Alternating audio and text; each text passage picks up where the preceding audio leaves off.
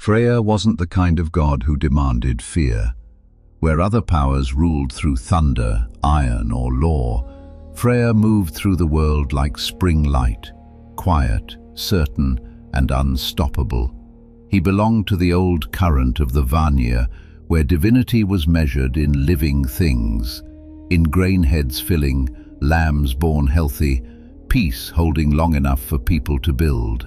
His father, Gerðr, understood the language of trade winds and safe harbors. His sister, Freyr, understood the language of desire and loss. Freyr, though, understood the language of land, and the land loved him back. They said he was given a bright realm early in life, Alfheimr, a place that felt like blossom light and breath of morning. Whether that was a child's gift or a myth told to make a point didn't matter. The meaning was clear. Freyr belonged to the part of the world that grows. Every god has a symbol, every symbol a story. His treasures were a boar that shone like moving gold, a ship that could be folded like cloth yet carry an army. But the thing that mattered most wasn't the shining boar or the clever ship.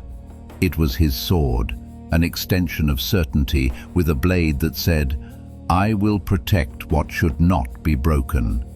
For a long time that was enough, until the day it wasn't. There's a kind of hunger that comes from being poor, and a deeper kind of hunger that comes from having everything, yet suddenly needing one impossible thing. One day, Freyr looked out across the far distances of the worlds and saw her, Gerðr, a giantess with a presence so bright it made the old gods feel small. It wasn't just beauty, it was the feeling of a locked door in the center of your chest, and the sudden certainty that only one key exists. Freyr returned to his hall and fell silent. He stopped eating, stopped laughing. He looked like a god made of harvest and sunlight, drained into a shadow. People tried to fix it the way people always do: advice, distraction, feasts, jokes. But nothing helps when the wound is made of longing. Finally, he spoke, quietly, like confession, and the one who heard him was Skírnir, his companion and messenger. "I can't go," Freyr admitted, "but you can. Bring my words to her, bring my gifts. Tell her I will honor her. Tell her I will—" He stopped, because even a god can run out of language. Skírnir asked what he would be paid. Freyr, who had never counted the cost of spring, promised a reward. The journey wasn't gentle.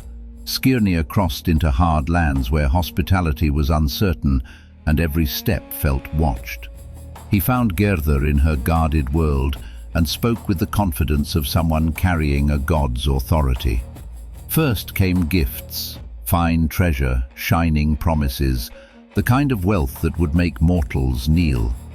Gerðr refused, so Skírnir changed his voice. The second part of the bargain is the part people remember differently, depending on what they need the myth to be. Some tell it as inevitability, some tell it as cruelty, some tell it as the ugly truth hiding inside desire. Skírnir threatened with words shaped like hooks: isolation, shame, a future that would taste like ash. He used the harsh edge of power, used to pry open a door.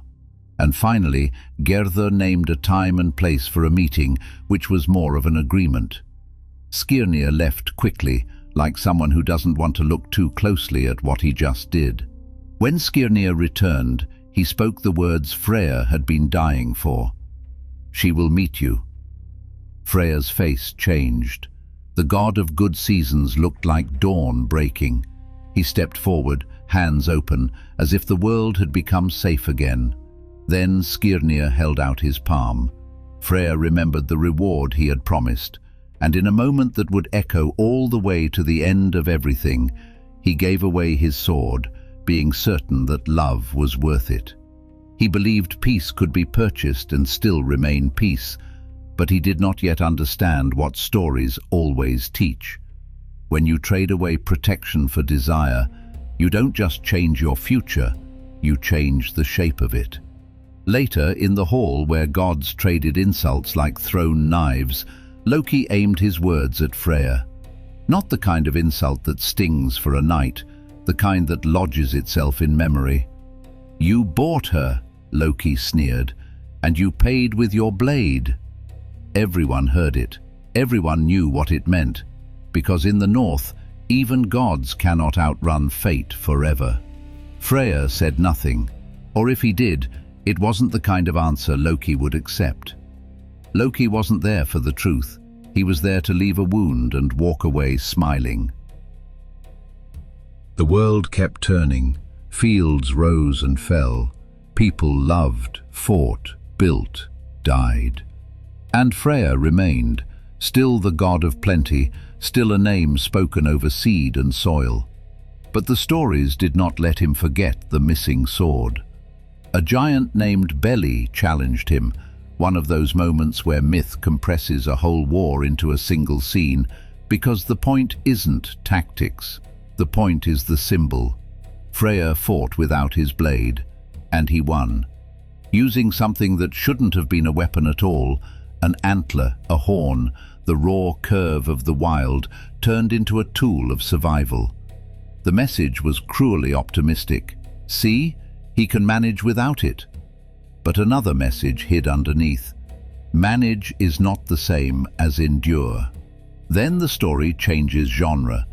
In the old tradition tied to Sweden, Freyr becomes something more than a god. He becomes a ruler, a figure of rightful prosperity, a name attached to good years and calm borders. They call him by a royal echo, a title that folds divinity into ancestry. Yngvi Freyr.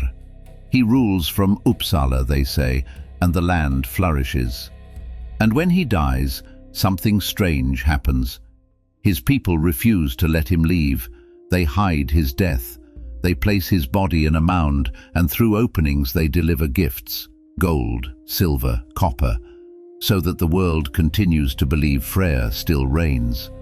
Whether you read that as politics, grief, or sacred theatre, it's haunting in its meaning. Freyr is the power people can't bear to lose. He is the promise that life will return. He is the god you keep close when winter feels too long. Ragnarok, the moment the trade comes due. And then comes the end song. Ragnarok isn't just a battle, it's the collapse of the old order, the final accounting when every earlier choice stands up and speaks its name. Freyr steps forward to face Surtr, the fire that does not negotiate. And here, the myth becomes a straight line drawn from that earlier decision to trade the sword.